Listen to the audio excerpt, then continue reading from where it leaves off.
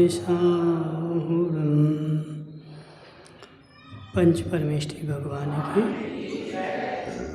अनंत अनंत सिद्ध परमेष्ठी भगवान की, 1008 देवादेवादिनाथ भगवान की, 1008 देवादेव श्री राम भगवान की, आचार्य भगवान रविसेन स्वामी की, आचार्य भगवान विद्यासागर जी महाराज की, आचार्य भगवान विशुद्ध सागर जी महाराज की,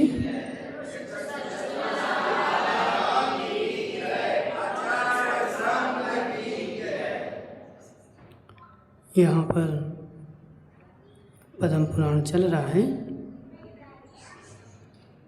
जिस पद्म पुराण में कल अपन ने देखा था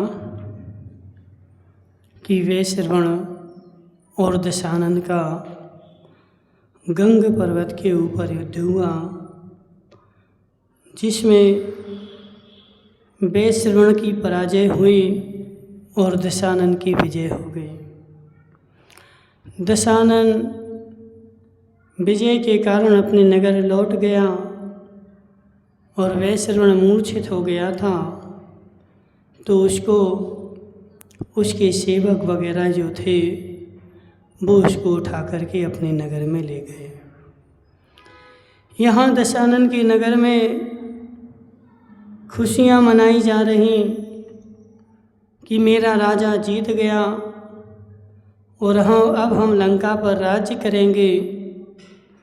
और उधर वैश्रवण जो है अपने नगर में बैठा बैठा विचार कर रहा है कि यह संसार असार है, इस संसार में कोई सार नहीं है, कोई किसी का नहीं है, यह लक्ष्मी किसी की नहीं है, आज इसके पास है तो कल उसके पास है। तो ऐसे करके उसने 12 भावनाओं का चिंतन किया और 12 भावनाओं का चिंतन करने से उसका वैराग्य और अधिक बढ़ गया और जा कर के मुनि बन गया। और मुनि बन के उसने तपस्या करी और परम धाम को प्राप्त कर लिया। इसके बाद दशानन अपने नगर में जाकर के नाना प्रकार के वैभव के साथ खुशियाँ मना रहा है और अपनी इच्छा अनुसार रह रहा है। पुण्य के उदय है, लीन हो रहा है। ठीक है, तो इस प्रकार चलते चलते यथानंतर एक समय विनय से युक्त शरीर जिसका झुक रहा था, ऐसा दशानन आकाश में बहुत ऊंचे ओर चढ़कर अपने दादा सुमाली से आश्चर्यचकित हो पूछता है कि हे पूज्य, इधर इस पर्वत के शिखर पर सरोवर तो नहीं है, पर कमलों का वन लय लहा रहा है। सो इस महा आश्चर्य को आप देखें। हे सौमिन, इस पृथ्वी पतल पर पड़े रंग बिरंगे बड़े बड़े मेघ निश्चल होकर कैसे खड़े हैं। दशानन ने देखा कि पर्वत के ऊपर कमल खिल रहे हैं, यहाँ कोई सरोवर नहीं है, तालाब नहीं है, नदी पानी का स्रोत नहीं है, जबकि कमल जो खिलते हैं वो पानी में ही खिलते हैं। तो उसने अपने दादा से पूछ लिया, बच्चा कितना बड़ा हो जाए, कितना बलवान हो जाए, लेकिन पूछता दादा से ही है। और वास्तव में ऐसा होता है। देखो, घर में दादा बैठे हैं तो घर में बैठे हुए दादा भले कुछ ना करें, लेकिन सहारा तो है। अपने मन में एक आस रहती है, मेरा कोई है, सहारा है। यदि कोई समस्या होगी तो मैं कहाँ जाऊँगा? बोलो चश्मा वाले, कहाँ जाओगे? तुम्हारे पापा तो वो रिपोर्ट करने गए, थाने में ढूंढ रहे तुम्हें। जीव सहारा रहता है, कुछ भी हो। ठीक है, तो ऐसे दशानन कितना महान, बड़े बड़े योद्धाओं को हरा दिया और बड़े बड़े योद्धाओं को हराने के बाद अब उसको पर्वत के ऊपर आश्चर्य हुआ तो किससे पूछा? हे दादा, यह ऊपर सरोवर ना होने के साथ भी और कमल क्यों खिल रहे हैं? तब शुमाली ने नमः सिद्धेभ्या कहकर दशानन से कहा, देखो संस्कारी थे, ऐसे नहीं बोलते थे। शुमाली ने बोलने के पहले क्या बोला? नमः सिद्धेभ्या। ये बहुत अच्छी आदत है, प्रत्येक आदमी को, प्रत्येक जीव को, प्रत्येक मनुष्य को यह आदत अपने में डालनी चाहिए। जब उठते हो सुरेश सेठ, उठने के बाद सबसे पहले कोई वर्ड मेरे मुंह से निकले तो नमः सिद्धेभ्या। उसके बाद अब बेचारा उठ के ये पोती पोतों के नाम लेना शुरू कर देता है।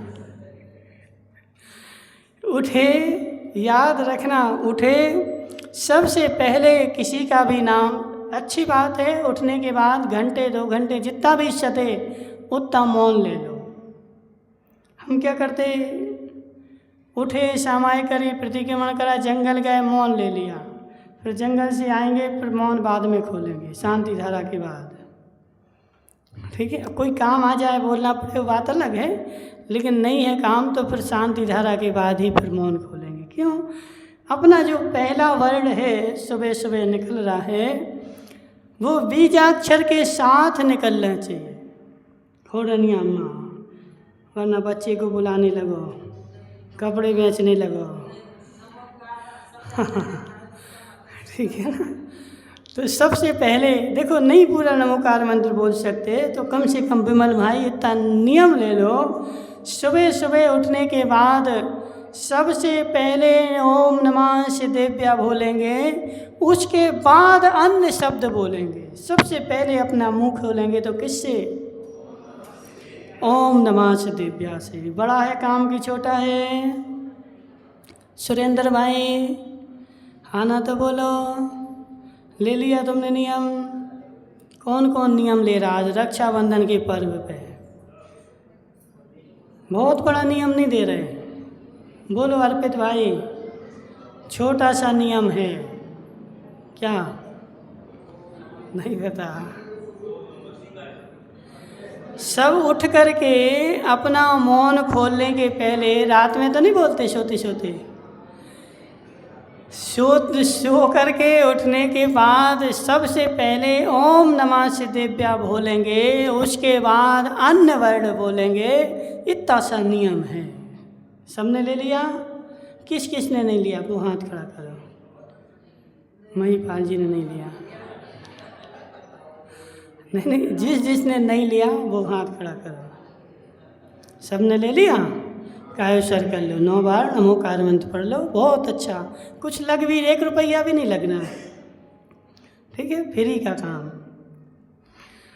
तो इस प्रकार शुमाली ने कहा नमः सिद्धेभ्या, दशानन से कहा कि हे बस, ना तो एक कमल है और ना मेघ ही है, किंतु सफ़ेद पताकाएं जिन पर छाया कर रही हैं तथा जिनमें हजारों प्रकार के तोरण बने हुए हैं, ऐसे ऐसे जिन मंदिर कमल पर्वतों के शिखर पर सुशोभित है। क्या बोला उसने?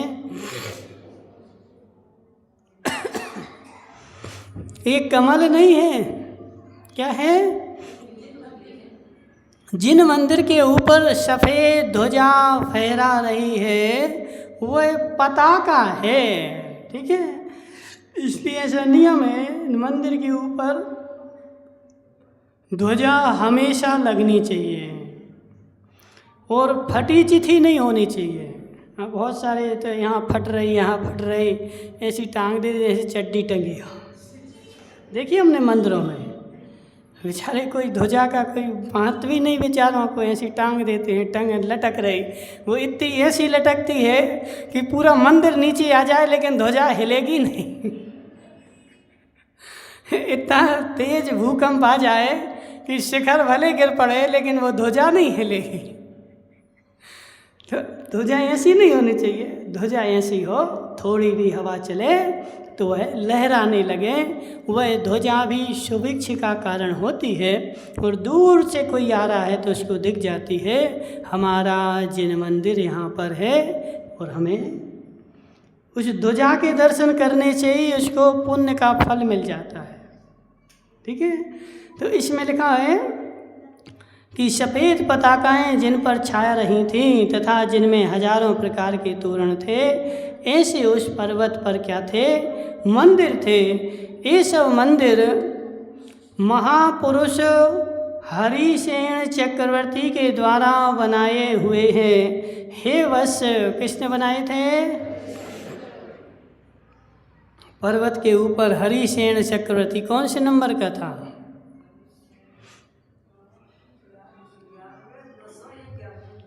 याद कर लो फिर बताना।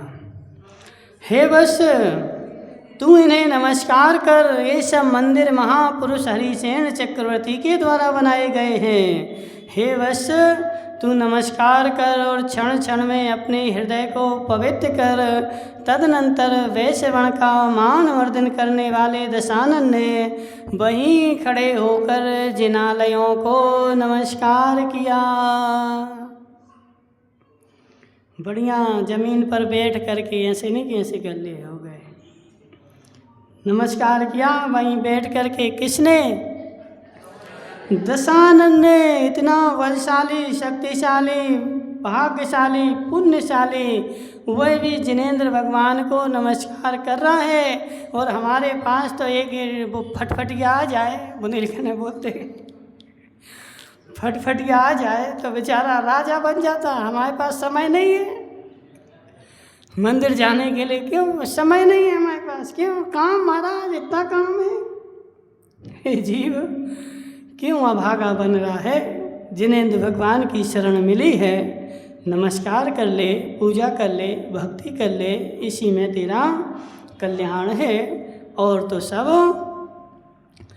और आश्चर्यचकित हो शुमाली ने पूछा कि हे पूज्य पर हरिसेन का ऐसा क्या महात्म्य था कि जिससे आपने उनका इस प्रकार कथन किया है? तब शुमाली ने कहा कि हे दशानन, तूने बहुत अच्छा प्रश्न पूछा है। अब पाप को नष्ट करने वाला हरिसेन का चरित्र सुनो। किसको नष्ट करने वाला? पाप को नष्ट करने वाला हरिसेन का चरित्र सुनो। अब यहाँ पर हरिसेन का चरित्र सुना रहे हैं। क्यों सुना रहे? क्योंकि महापुरुष जो होते हैं उनका चरित्र सुनने मात्र से हमारे पापों का क्षय हो जाता है, हमारा पाप क्षय को प्राप्त हो जाता है यदि उनका चरित्र शुद्ध मन के साथ सुना जाता है। तो इनका चरित्र अपन सुनेंगे कल। ओम नमः। समय हो गया।